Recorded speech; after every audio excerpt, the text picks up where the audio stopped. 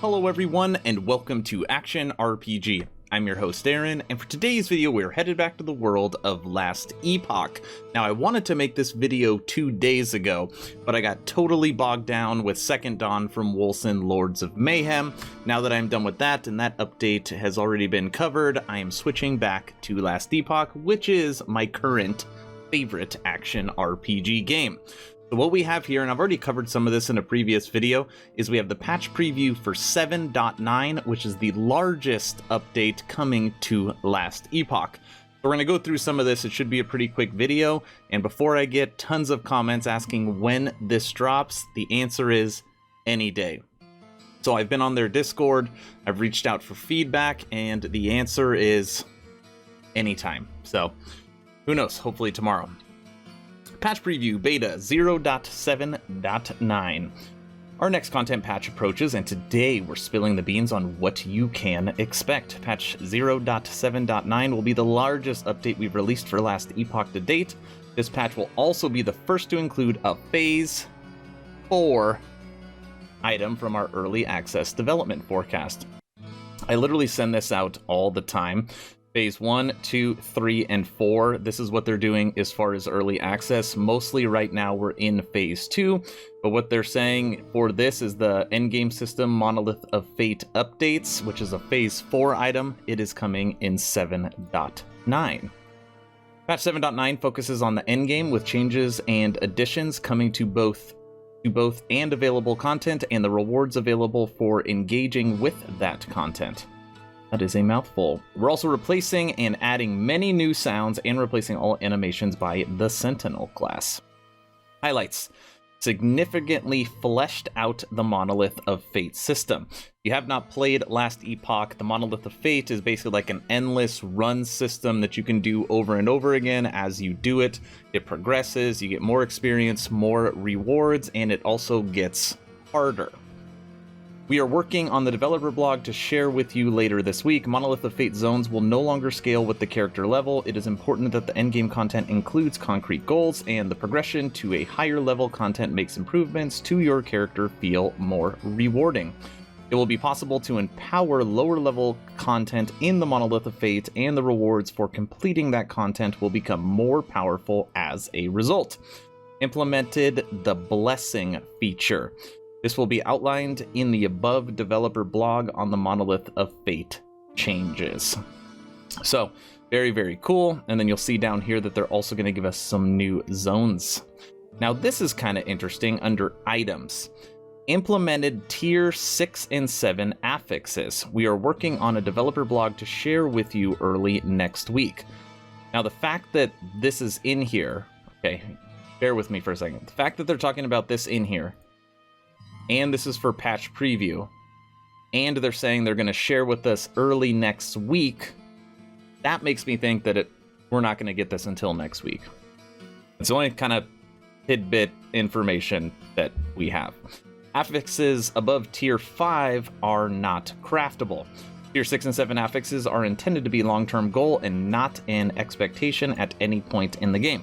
The intention is to widen the gap between easily obtainable rares and close to perfect rares in order to keep rare drops exciting for much longer and give us more room in which to balance uniques. This is freaking genius. Okay, let me explain. Right now in Last Epoch, if you have a rare, you can have 4 affixes on it, 2 suffix and 2 prefix. And in there, they can reach up to tier 5. A lot of times you could find a good rare that already has a tier 5 affix on it, and then you can craft or upgrade the other ones to tier 5. So what they're saying with here is you can find endgame rares that can drop with a tier 6 or tier 7 affix, and then the rest of them you could craft up to level 5. But you can't craft over level 5, which means when loot filter drops on this, you can probably apply the loot filter that you only want to see items that have tier 6 or 7 affixes on it. So just a way for you to hunt rare items towards the end of the game. Really like that.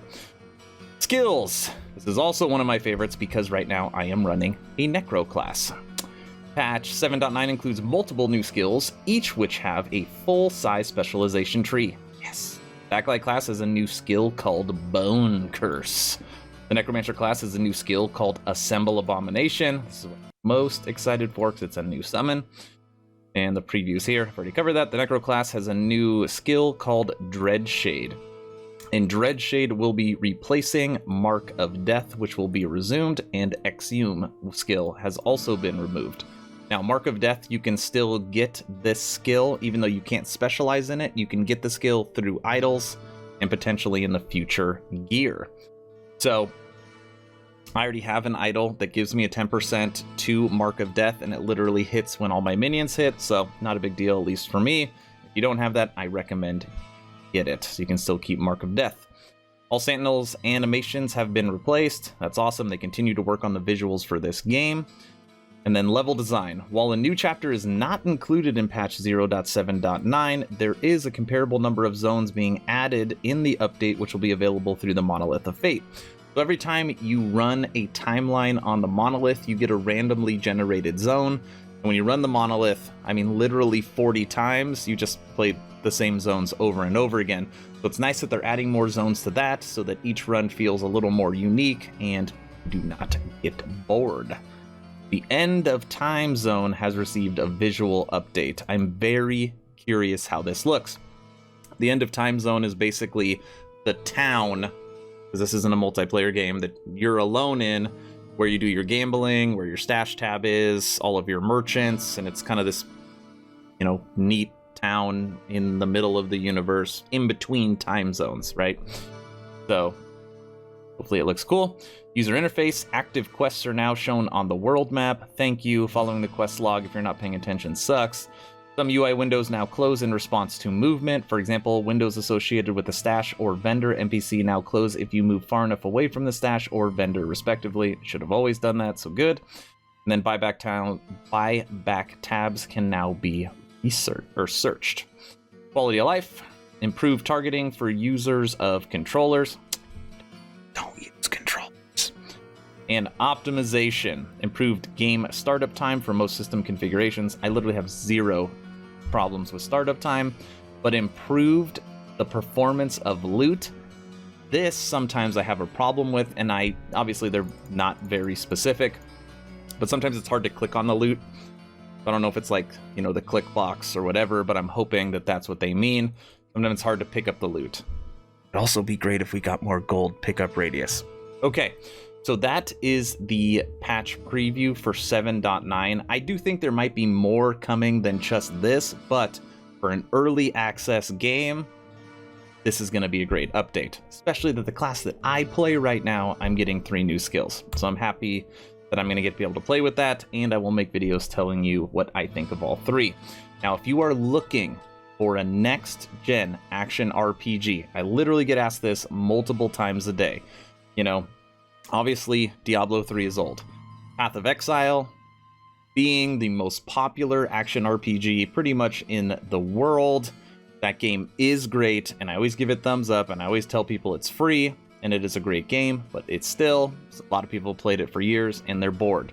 Grim Dawn, great game, been out for 4 years, visuals aren't that good, but still a great game, but it's been out for 4 years. Wolcen, you all know what's going on with Wolcen, even though it's more stable now, still no new content until First Chronicle.